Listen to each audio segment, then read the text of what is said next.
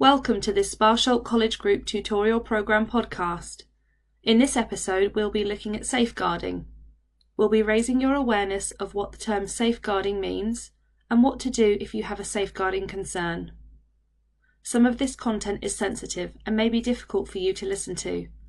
If you feel as though you need to talk about any of the issues raised, please speak to your progress coach, teacher, or a member of the wellbeing team. You can also speak to a member of the college's safeguarding team. The college has many policies in place to keep the college community safe. You can find details of these by visiting www.sparsholt.ac.uk/policies-reports. So what does the word safeguarding mean? Safeguarding means protecting the health, well-being and human rights of everyone, enabling them to live safely and free from abuse and neglect. It is about people and organisations working together to prevent and reduce both the risks and experience of abuse and neglect. It also means making sure that everyone is supported and their views, wishes, feelings and beliefs are respected. Safeguarding is everyone's responsibility. In this episode, you'll also hear the word harm mentioned a lot. What do we mean by that? In the context of safeguarding, harm means anything that is happening or has happened to a person which is unkind or hurtful. The hurt can be emotional, physical, or both.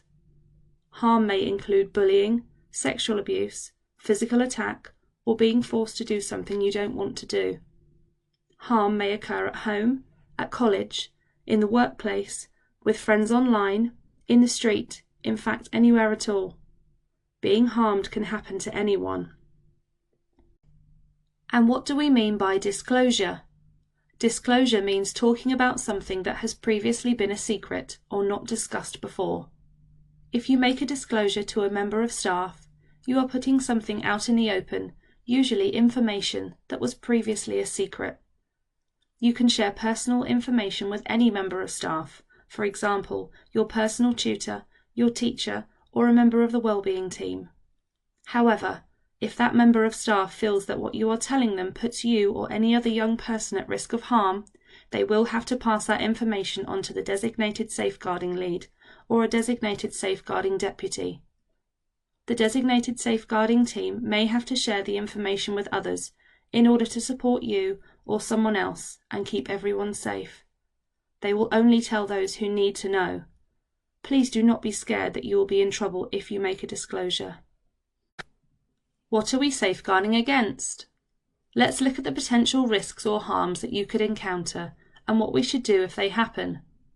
The increased use of the internet in everyday life has greatly increased the risk to the safety and well-being of everyone who uses it. Child sexual exploitation, radicalisation, cyberbullying, and online stalking are examples of online abuse. You will have learned how to keep yourself safe online and manage your social media accounts in your digital induction. Please do not assume that you are immune from a potential cybercrime. You are far more likely to fall victim to cybercrime than any other kind of crime in the UK.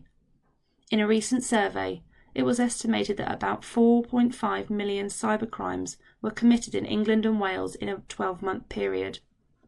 New laws are constantly being created to protect us against cybercrimes. As soon as laws are passed, new types of cybercrimes and online threats emerge.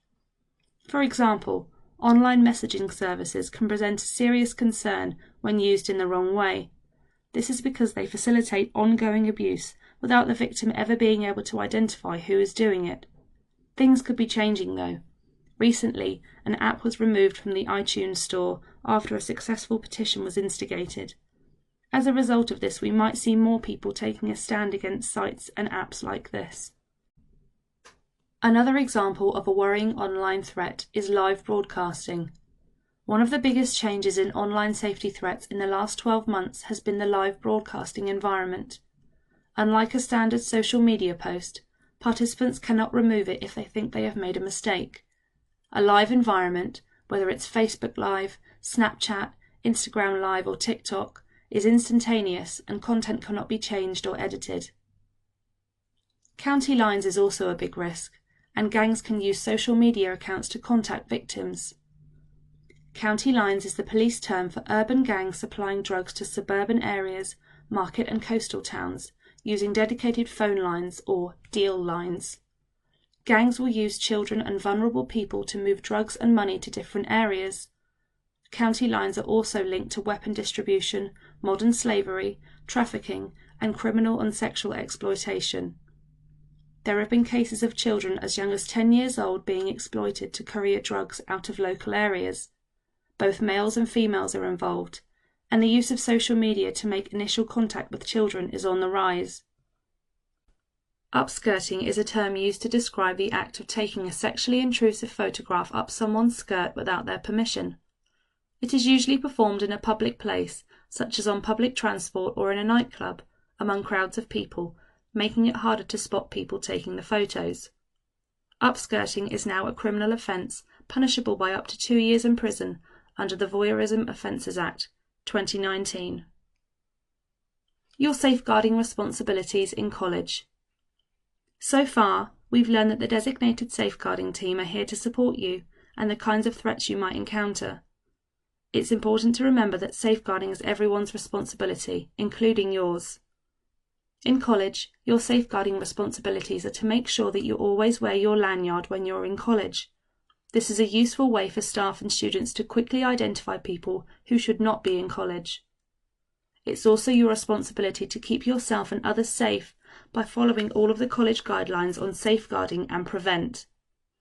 Be aware of your surroundings and report anything or anybody that makes you feel unsafe. Discuss your concerns on anything that makes you feel worried or upset with someone in college or your parents or guardian. And remember, there are also lots of outside organisations to support you. Outside of college, you also have responsibilities to keep yourself safe. Be aware of the potential dangers and harms that you may encounter at any time and anywhere, and to always be vigilant. Always tell someone where you are going and who you are with.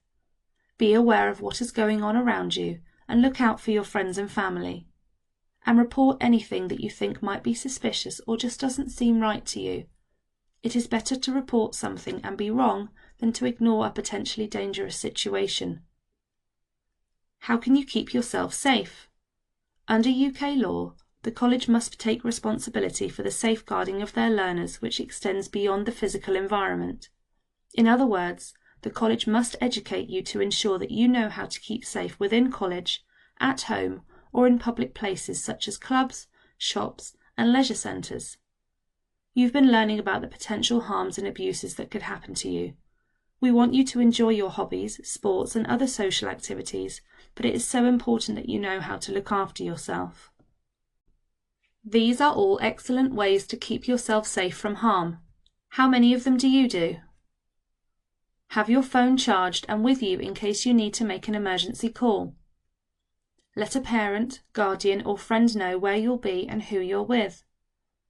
Pay attention to your surroundings, including traffic, people around you, and where you've parked your car. Walk in well-lit public areas at night. Practice safe sex. Keep headphones at a low volume, or don't listen to music at all while walking or jogging.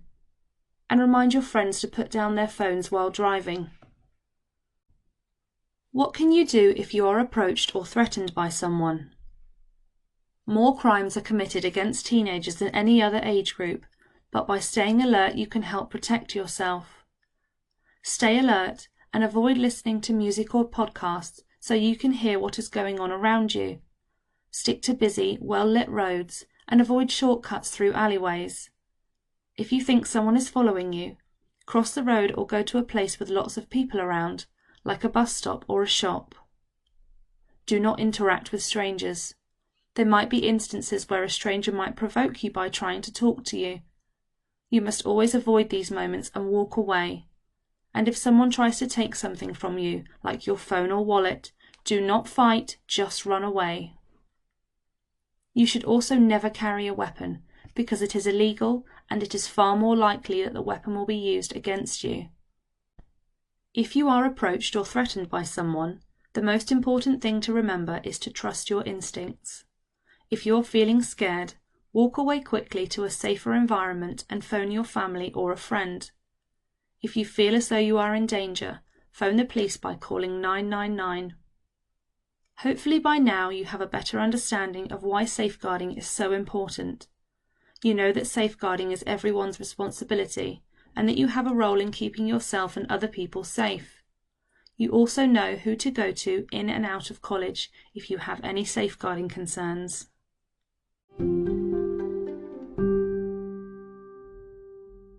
Thank you for joining this Sparsholt College Group Tutorial Programme podcast. If you have any questions, please speak to your progress coach.